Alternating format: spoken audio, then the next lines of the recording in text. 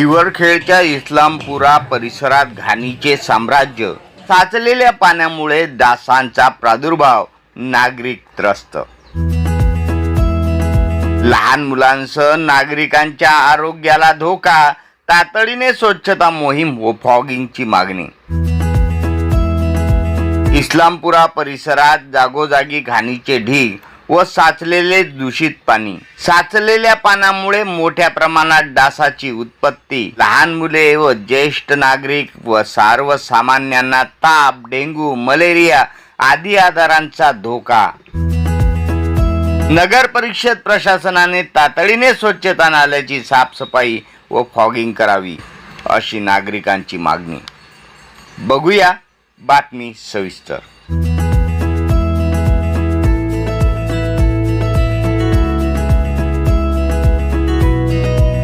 हिवरखेड नगर परिषद हद्दीतील इस्लामपुरा परिसरात सध्या घाणीचे साम्राज्य पसरले असून जागोजागी साचलेल्या दूषित पाण्यामुळे नागरिकांचे आरोग्य धोक्यात आले आहे. अनेक ठिकाणी पाणी तुंबून राहिल्याने मोठ्या प्रमाणात डासाचा प्रादुर्भाव वाढला असून परिसरातील लहान मुले, ज्येष्ठ नागरिक आणि इतर रहिवाशांना विविध आजाराचा सामना करावा लागत असल्याची तक्रार नागरिकांनी केली आहे. नागरिकांच्या म्हणण्यानुसार परिसरात नियमित स्वच्छता आणि फॉगिंग होत नसल्याने परिस्थिती दिवसेंदिवस गंभीर होत आहे. त्यामुळे संसर्गजन्य आजाराचा धोका वाढला असून नागरिकांमध्ये भीतीचे वातावरण आहे.